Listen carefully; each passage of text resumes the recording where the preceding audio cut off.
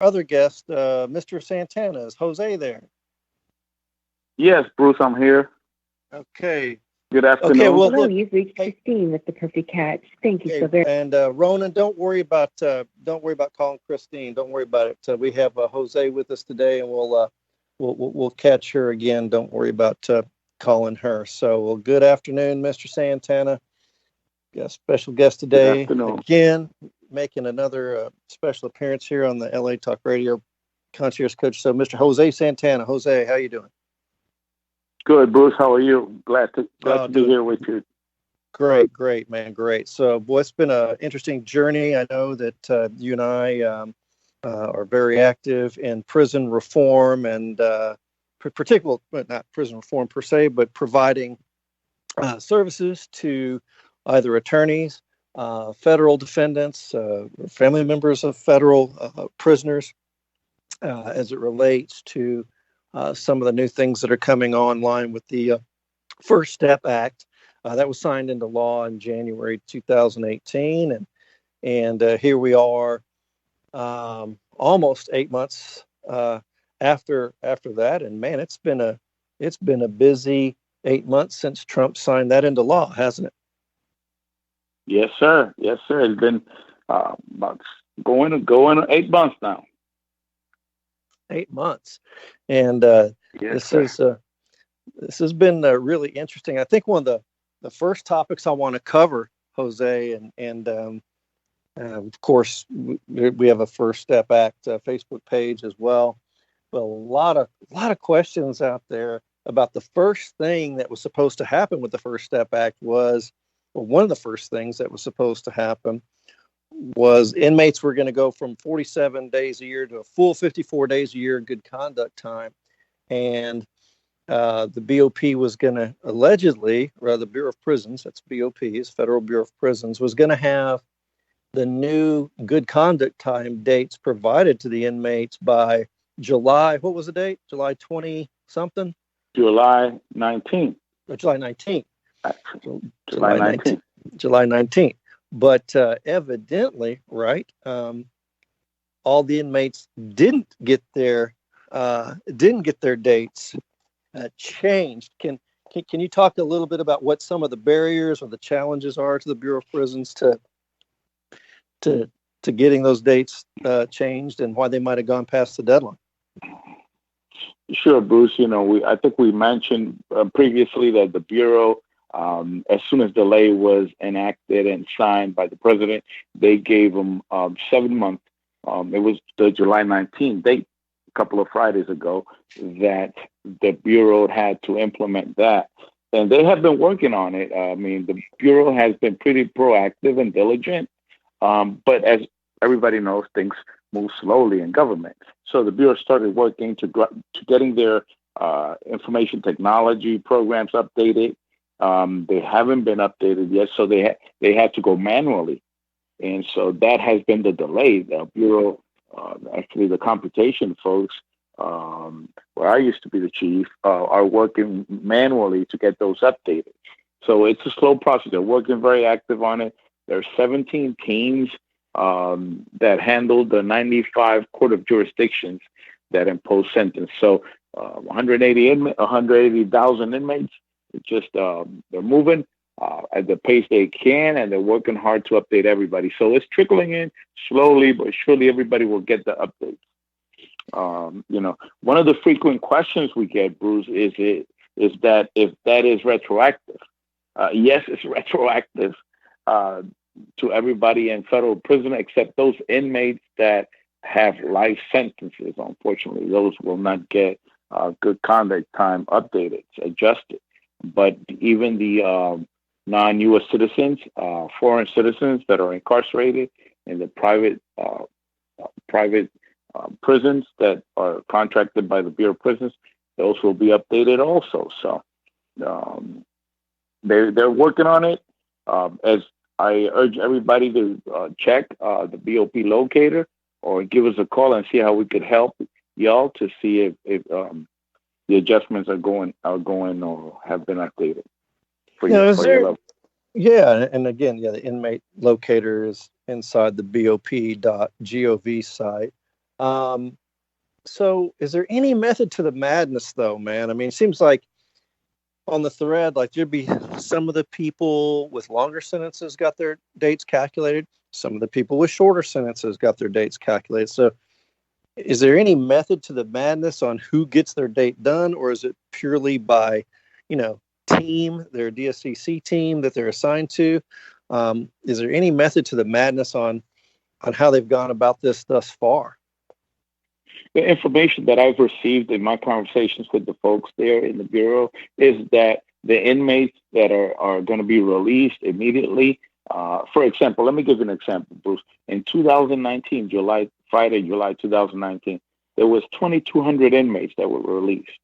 And majority of those inmates were either in home confinement, electronic monitoring, or residential release centers, RRCs, or halfway houses, or imminent release from prison. There was 900 of those additionally were non-U.S. citizens. So there was a total of 3,100 inmates that were released. How many were non-U.S. citizens? About how many were non-U.S.? Although, you go ahead. Just maybe a couple hundred. Approximately 900.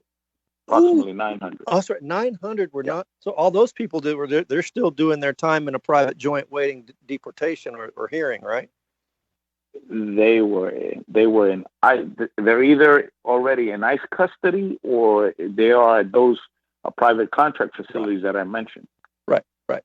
And so the deal to the madness, as you say, Bruce, is that they're trying to work with those that have imminent releases, or that are either in those places in RRCs or home confinement electronic monitoring, and those that non-U.S. citizens that are out of the custody of the Bureau of Prisons. So they're trying to work with everybody. A lot of those folks also went on from the prisons to the RRCs on their adjustments. So their work, it's kind of convoluted, when you look at it, because the Bureau has a very technical mission of looking at those cases. Plus, they got to factor in those inmates whose good conduct time was forfeited for whatever reason, for discipline, sanctions, and things like that. So it's a little technical in nature, adjusting those. Okay. So what I hear you saying is that, okay, so part of the method to the madness was getting the people who were very near release or at release first. Yes. And again, a lot of those people could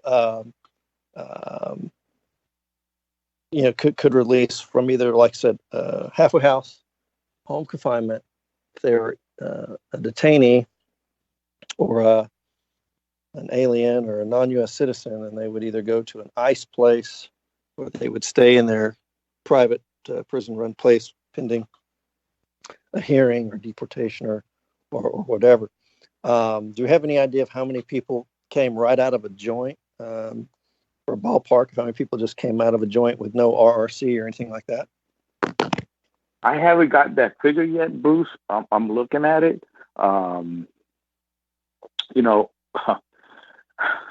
They're looking at how many were there, and I haven't gotten those figures yet. But in the future, I will get them to you, Bruce. No doubt. Okay. But the 2,200, that number 2,200, give or take, there were some that were at the Bureau of Prisons custody, but the majority came out of the home confinement, electronic monitoring, and RRC placement. So that's why, even technically, you could say those 2,200 came out of Bureau custody because they're still serving a Bureau of Prison sentence.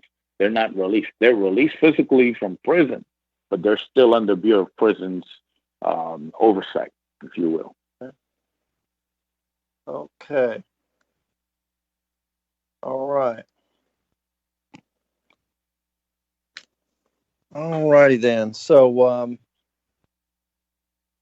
that sounds like a good. I'm sending up this thing that people can actually call us and maybe ask some questions. So Ronan, if you're listening, we may get a couple of callers coming in from anywhere in the United States to ask myself and Jose questions about the Bureau of Prisons or the First Step Act or what have you. So, okay, well, that's let me explain to you. yeah, Let me explain to you one thing, Bruce, in yes, relative to the good conduct time. That people don't understand the change to the First Step Act, the calculation of good conduct time. And that's a question we get all the time. Prior to the First Step Act, the inmates that qualified earn up to 54 days of good conduct time for each year served. And in accordance with Title 18 of the United States Code, Section 3624B. The BOP, the way it was calculated, prorated the amount of good conduct time earned for the final year of service of sentence. Under the amendments made by the First Step Act, the inmates that qualify will be eligible to earn up to the 54 days of good conduct time for each year of sentence imposed. Before, it was a year and a day. Now it's just total for 1 year. And then it was prorated. So the average the inmate got was 47 days. It wasn't a total 54 days. Now it's total 54 per year. Right. So, yeah. So can you now? A lot of people really freak out, Jose, when they say, "What do you mean they're hand calculating?" So can you give me an example of a case, with the release date where the BOP staff member is going to literally have to get out a calculator and prorate, right? The 54 divided by, you know what I mean? Do you have any examples like that? How that might work by hand? Well, I'll give you an example of how it's done now. The Bureau has a program that they use in their secure network for prisoner sentence computations. The inmate gets, let's say, 188-month sentence. That 188-month sentence is input into the formula right now, which it's for a year and a day. Remember, it's for a year and a day. It's not a straight 54 days per year. It's different now. So they have to go manually and update the computation instead of using that program. Follow me? Okay. Instead of using the program they have now, the information technology they have now, they cannot use it because it will not give them the straight 54 days. So they have to input manually into a manual computation the total amount of sentence and 54 days discounted per year. It's different. It's totally different. Two different concepts. So that's why it's taken so long, because they have to input it manually, the information. How they were doing it prior to the First Step Act was they were inputting the sentence and the computer calculated the sentence because it's already in there. Now it's not. So they have to change that technology. And that technology is very old. It's not as easy as just updating the algorithms of math in the computer. It's very old. It's very technical. Plus, they have to calculate the sentencing structures under what sentencing method they were, projected release method they were sentenced under. It's old law, new law. Old law doesn't even get First Step Act benefits. So, because it was prior to November 1st, 1987. So anybody under October 31st, 1987 is considered old law before that.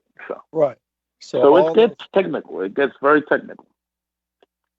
It is technical. So all the old law cases don't count. Of course, you and I have an old law case right now where the family member was hoping that the First Step Act calculation would count for their loved one. But unfortunately, old law cases are precluded from the First Step Act. Is that right? Absolutely. Yes, absolutely, sir. Absolutely. And real quick, just really quick, going back to this, I don't want to say hand calculating, but you know what I'm saying, like going through this other program to calculate the release date. So let's say, you have somebody on the team that does these dates. Does that person then enter it into the system, or does it have to be checked by like a GS 1314? You know what I'm saying? Is there some sort of a check to that calculation? Well, the DSCC has a different structure than previously the inmate system management department had. After consolidation in 2004 and the reinvention of government, the functions of the records office, which we call inmate system management, ISM, the Bureau of Prisons, got it consolidated into the DSCC. So now the structure is a legal technician, which is really a classification technician, classification computation technician, kind of does the computation. The classification computation specialist reviews it, kind of audits it, and then it's finalized there. If it's a complicated one, then it goes to the supervisor, which is an operations manager, GS13, that will review it. But before the inmate is released, a year prior to the inmate's release, that computation is done a final pre-release audit to ensure that if the inmate got everything that he or she is supposed to get, and applied correctly and accurately. Sometimes if the sentence is updated while the inmate is serving their sentence, they send to the DSCC orders. Sometimes that's why you and I, Bruce, we encourage attorneys not to seal documents, because if an order from a judge is sealed, we don't know about it, and that's how inmates get released late.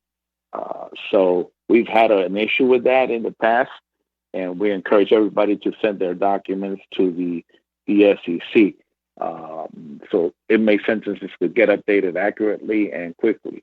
But to answer your question, it's only a GS9 that does the classification, the computation, then the GS11 reviews it, and that's it.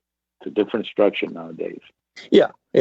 I was just, I knew it was, variations on a theme, but just making sure like there was some supervision, like you said, or they go back and they do an audit. Obviously, these first ones, with the immediate releases and the near releases, man, had to be kind of on point. And, you know what I mean? Enough to get that initial flush out of the system. And it's amazing. It's having the First Step Act, Facebook, its own little page and everything, and really seeing the family members, man, you would think that hardly anybody got their date changed, because I think it was about, I don't know, close to 400, maybe 450 members now on that now. And now, I sent up a post like, hey, how many of y'all's loved one got their date changed? Mm-hmm. And like only one or two, but it seems like the vast majority are still waiting. And that makes sense, right? Because if they're longer term releases, then it's just going to take a while to get to them. So, Right.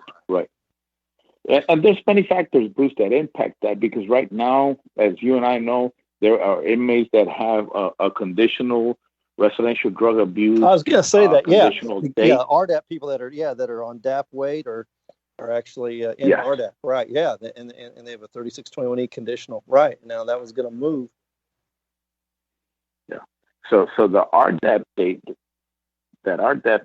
is kind of going to be shifted again, and then it has to be recalculated. We have a case right now that the inmate had a May release date. Now with the FSA, it went up to an August release date. So it's really interesting because the institution has to submit. They lost time? No. They almost earned a year. Well, they lost time because it was a 3621E condition. Oh, remember that. Now the institution has to resubmit the form. Has to resubmit the form to adjust the date by the DSCC. So it's really very technical. Okay, so in the computation. Let's walk through this one. I know it's going to sound technical and horribly boring unless your loved one is in RDAP. So here we go. We got a guy. He's an RDAP participant, right? He's an RDAP participant. He has in his hands a 3621E conditional release date, right? And let's say he's a couple of months into the program, right? So he's got a good 6-7 more months of the program. He's got his 180-day halfway house to do. We all know this, right?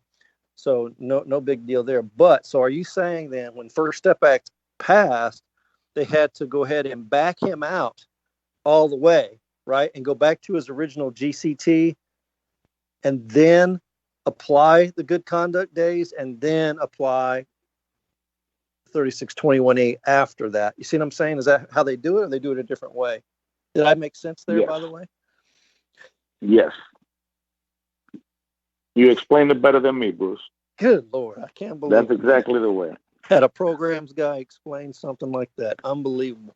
Okay, yeah. So he just Yes, sir. so that's what I was trying to do. Talk to some loved ones again. They're like, man, why do this and that? The date. I said, no. They had to back all that out. Go back to the original date. Apply the new good conduct time, and then apply the 3621E date. And people are going to get really pissed off. Some of them because they're thinking, hey, it's not the year off program, it's the drug program, right? So the policy language says Exactly. inmates may receive up to, I think it's ordinarily, inmates receive up to 1 year off their sentence. And man, some of these guys, because of the GCT, they got shorted on their let's see, they get shorter. Some of them will get shorted on their time cut because if they played it to the wire to get them into RDAP, they get shorted. All right, some might might just get a couple of months, of 3621 after they're done with their 180-day RRC placement. And make no mistake about it, they're going to do at least 4 months of the RRC placement before they're eligible to receive a time cut under 3621A. So a lot of times you got to get your programming time in first. You got to honor the program. You got to complete the community-based portion of the program, which is weekly counseling for at least 120 days before the early release statute can kick in. So that was another issue back in the day for me. Certifying those releases in the regional office. These guys would come through, and so I'm glad I'm not there now. To be honest with you, right? I'd be carrying a calculator. No, it's very busy.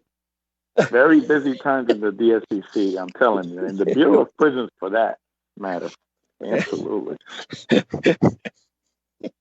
Absolutely. Woo, man, that's just this is just the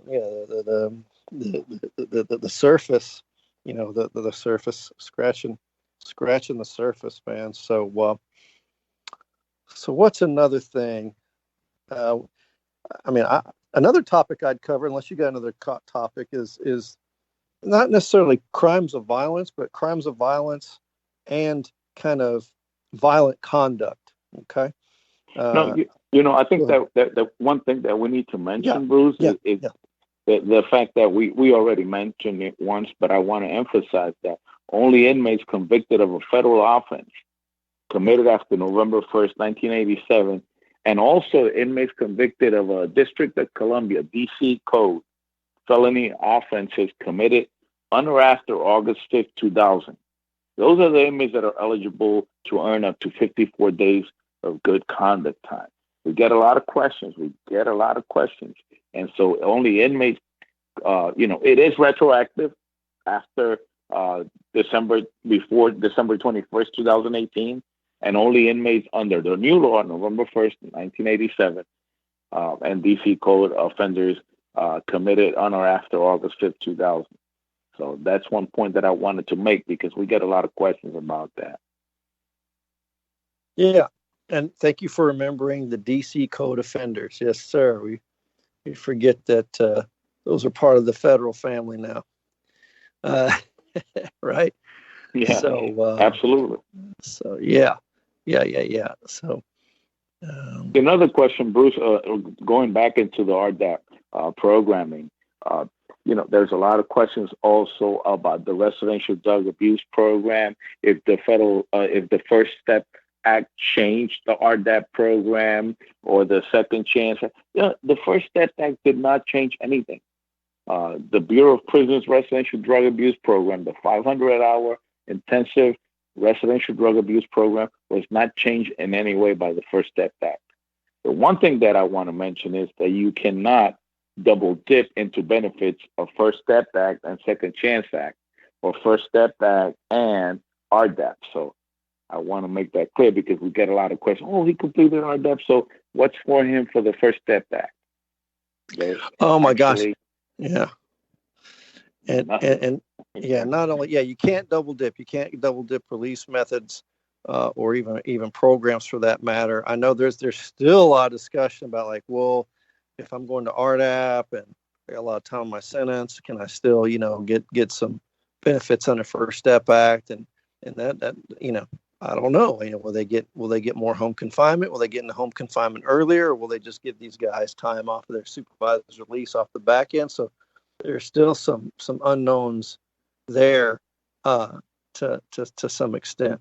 But there's at least one federal prison consultant who he's an ex-convict and he's dead wrong, and he's advertising that he double dipped. That he got a year off his sentence, and he got some other time credits and whatever else. And he's just doing a great disservice to people, and I just hate to see these people get duped by some of the ex-convicts in the space, but they seem to be dropping like flies, either through getting back in criminal conduct or what have you, or some of these guys getting into other interests and figuring out that being a federal prison consultant is not an easy job. You got to know what you're doing, and not only that, you have to know exactly where to go to in policy. You have to know where to go to when you ask questions with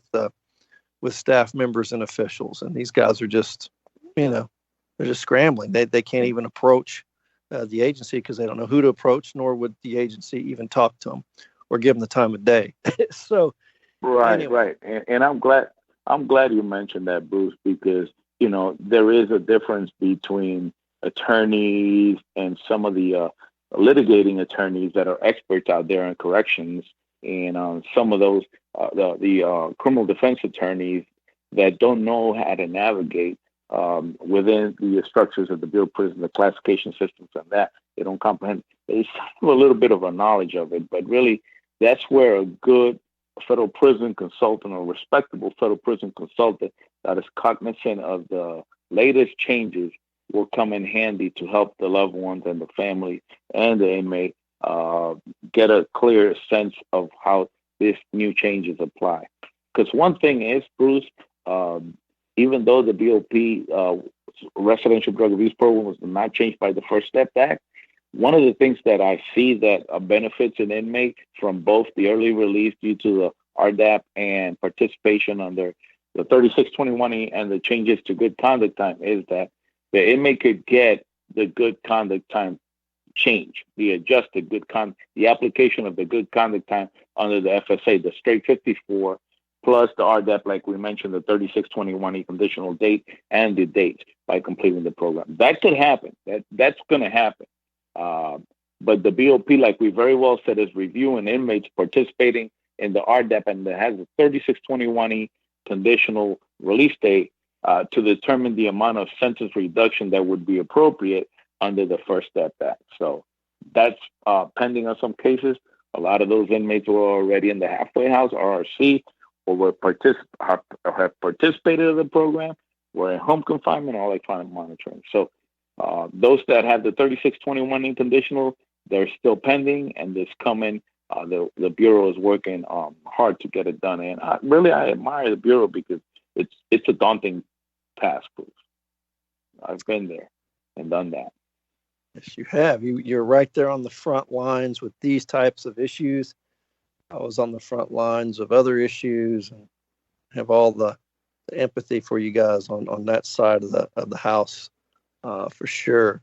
And yeah, you're right. It's so I just beg people, like, why hasn't his date changed? Why hasn't my son's date changed? And man, they just go on and on. It's like, hey, they're gonna get to it. Try to be patient. A lot of these folks are, getting kind of antsy. A dude can you imagine your cellie? He gets his cut, but you don't get your cut. You know what I'm saying? And then, right. I guess that could bring up some tension on the compound. You know what I mean? Mm-hmm. Absolutely. It does. It brings tension in the compound. Oh yeah, that's no doubt. Particularly from those inmates that can't have the benefit of the program, or that had those longer sentences. really want to get home quick. Right. Exactly. The longer sentence, and just, and look, I mean, I get it. If I had a 2055, 2060 release date, hey, you know what I'm saying? I know I'm getting, 54 times whatever. That's 10 years, it's 540 days, right? I mean, 10 years, that's 540 days. I mean, I'd want to see a new sentence computation sheet. You know what I mean? It makes me do my time a little easier, even knowing that. So I know it's easy for us as civilians to go like, oh, well, screw you. You got 10, 15 years, just, you got nothing coming now. Just wait till you get what you got coming. But no, man, it does make a difference to know that, what your out date is. You know what I mean? I think that'd be comforting to me to know what my GCT date was, and then I could start shooting for credits and more home confinement, and you know what I'm saying, maybe transferring down to a camp, get some extra work credits, and really make the most of the First Step Act here the next couple of years. Right. So yes, sir. Want to know what you had coming, man. Yes, sir. So they always ask the question. One of the frequent questions that I see that it was discussed in the Bureau of Prison, BOP.gov, and one of the questions that we got, I know a couple of our customers, Bruce, have asked.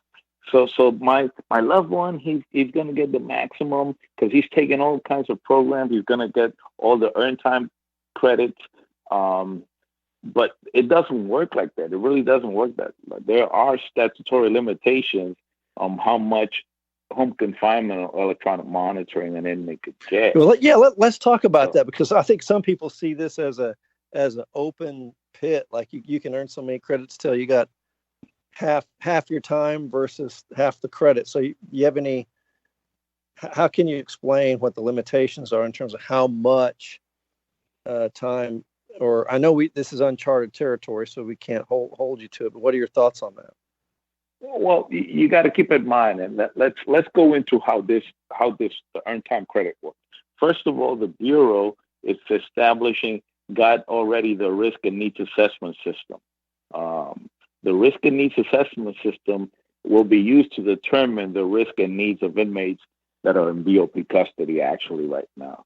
So certainly that system is the one that's going to be used to determine the recidivism risk of an inmate, and then what's going to happen is that's going to assign a recidivism risk score to that inmate according to what is known now as the security classification system they're going to pair it with the security classification system of the Bureau, which is minimum, low, medium, or high risk. So the classification system of the Bureau is minimum, low, medium, or high. Minimum are camps, low security secure facilities. Medium have a little bit more security, structure, and accountability for inmates inside the prison walls, medium security. And then high security is the highest security level. So the inmates are going to now receive a risk score of minimum, low, medium, or high risk based on the risk assessment needs. That system is also going to be used to assess and evaluate each inmate and determine to whatever the BOP thinks is practicable, the inmate's risk of violent or serious misconduct. So based on that score, the inmate's going to get a number based on his risk. It's going to be based on the risk. And then so the BOP staff, and this is yet to be determined, it's going to be in the next 2 years, it's going to be pilot programs in different male and female facilities, different levels, security levels. And then the BOP staff will use that system to determine the type and amount of evidence-based recidivism reduction programming that is appropriate for each inmate, and assign recommended programming based on the inmate's specific criminogenic needs. So that's how it's going to work. That's how it's going to work. So, but there are statutory limits on how much home confinement the inmate can get based on the time that is going to be applied under earned qualifying time credits based on those programs. Okay. Okay. So that inmate can only be placed into home confinement for the shorter of 10% of the term of imprisonment or 6 months. Inmates participating in the Second Chance Act home confinement pilot program may only be placed on home confinement if they have served 2/3 of their sentence. So, Okay. based Okay. on the risk assessment, risk and needs assessment system, the inmate is going to earn 10 days for every 30, plus, depending on 2 consecutive successful low-risk reviews, he could get an additional 5 days. Okay. So the maximum an inmate could get is 15 days of earned time credits. But that's going to be applied to either the home confinement or the electronic monitoring or early supervision. So, and that's yet to be determined. This is new, uncharted waters. The Bureau that hasn't determined which are the programs that are going to be specifically applied to this. What are the evidence-based recidivism reduction programs? They haven't determined that yet. So could it be that, like, an inmate at a United States penitentiary, right, might take the risk assessment once, and then maybe 5-10 years later take it again, and then maybe have something coming, or is it? No, they'll be evaluated at least every year. They'll be evaluated at least every year. Yeah, of course. So inmates in a penitentiary will be evaluated to determine if they can go to a lower security level. See what I'm saying? In conjunction with their custody classification review and their program review, the unit team review. Right. So, yeah, because sometimes, you get some guys in penitentiaries for one reason, not necessarily for another. But that's going to be, like I said, it's going to be very interesting to see. It is how that all shakes out. It is going to be. Now, what is the 2022? The BOP is what, until 2022 to start releasing people under this, or just having the programs established? I remember seeing that date. Do you remember seeing that date floating around? Yes, that date is the time where it is required for the Bureau by the Act to report to Congress. They're reporting on how this program and how the First Step Act has been applied, what programs have they used. So it's work in progress for the next 2 years. That's what I'm saying. It's uncharted territory. 2 years. They have 2 years now, and then they report to Congress what they have done, which institutions have applied the recidivism reducing programs, and which are the specific evidence-based programs that they're applying in each institution. How many inmates have participated, how many inmates have been released, how many inmates have been released to halfway houses, home confinement, electronic monitoring, and all that. So, now, is there going to be like a Second Step Act after the First Step Act, or have you heard anything about that? I know that's been a rumor in the wind about more stuff coming down the pike. I think down the road, they're going to see how this works and how it's applied and how they can improve it, and enact some more laws to benefit future generations of inmates. So, I think the First Step Act is a move in the right direction. There's still a lot of things that need to be done. For example, when I was in the chief of the Designation and Sentence Computation Center, we proposed to have more drug courts, for first-time offenders. We are also for white-collar offenders, or for inmates that recidivated, that violated their supervised release terms because of drug use, alcohol use, crimes that are not violent in nature or predatory in nature, or pose a risk to the public safety. These inmates just need drug addiction education, substance abuse programming versus, more hardcore criminals that, assaulted with firearms or violent robberies, kidnappings, murderers, things like that. So Right. we had proposed also a differentiation between contact sex offenders and non-contact sex offenders. We think we need to differentiate that in the classification system. Also, females, a little bit more flexibility and leniency as to the application of lengthy sentence, because majority of females that in my experience, and there's a lot of literature out there, and even the Office of Research and Evaluation, Bureau of Prisons backs that most of the female inmates are victims of abuse and of their loved ones, and Right. fall into the criminal lifestyle because of mental health, depressions, anxieties, and things like that. And sometimes there's a myth there that they're overclassified based on the Bureau's classification. But there's a lot more to come in, I think, in the future for male and female offenders.